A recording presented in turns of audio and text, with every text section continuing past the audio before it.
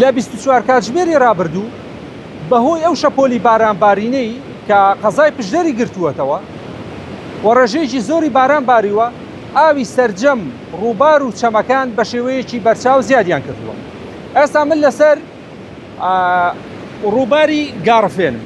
ڕووباری گاڕفێن ئێرە نێوانگوندی ئاشوران و نەحیی سەنگەسەرە. وەکو لە دیمەنەکان دەیبینن بە شێوەیەکی بەرچاو ئاوی ڕووبارەکە زیادی کردووە. بەیانی ئەمڕۆ بەهۆی زۆری ئاستی ئاوەکە ڕێگەی هاتوچۆ، ئاستەنگ بۆ ڕێگەی هاتوچۆ دروست ببوو، ئاوی ڕووبارەکە بەسەر پردەکەدا دەڕۆیشت. بەگشتی لە 24 کاتژمێری ڕابردوو زیاتر لە 50 ملیم باران لە قەزای پشدەر باریوە و کۆی گشتی بارانبارینی شەم ساڵ تاوەکو ئێستا 793 ملیم بووە. ئێرەش ئەوە ڕووباری گاڕفێنە.